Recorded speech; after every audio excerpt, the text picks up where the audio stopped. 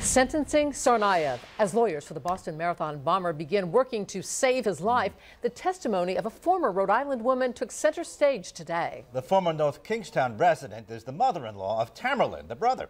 And today she revealed some never-before-heard information about the days following the attacks. NBC 10's Adam Bagney is live from Boston now with those details. Adam?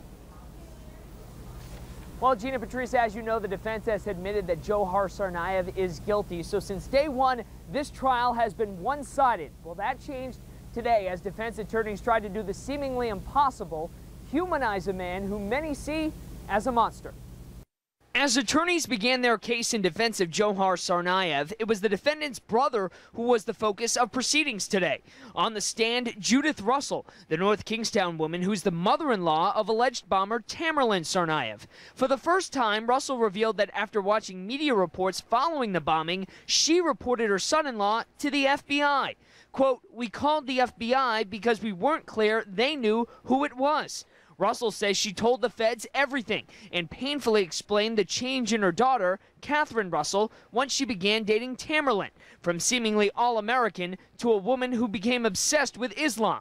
Quote, "She was very cut off from a lot of the things she had been involved in earlier in her life." Also testifying, another NK native, Katie's best friend. Gina Crawford testified Katie wasn't religious at all growing up, an attitude that changed when she began dating Tamerlan. On the day of the bombing, his widow texted her friend, quote, "As far as I know, Tamerlan is home in Cambridge, although a lot more people are killed every day in Syria and other places." For the defense, the evidence had one purpose, to show that Judith Tsarnaev was in many ways manipulated, a pawn who was responsible for the bombings but wasn't their main architect. In a deferred opening statement today, defense attorney David Bruck portrayed the defendant's upbringing as difficult and nomadic. Quote, "No one will say Tamerlan forced him to do it, but Tamerlan's motivation was so much stronger and existed much longer."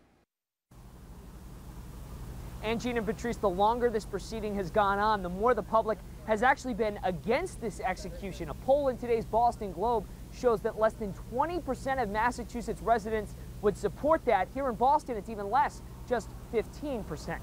We're live in Boston. I'm Adam Bagney, NBC 10 News.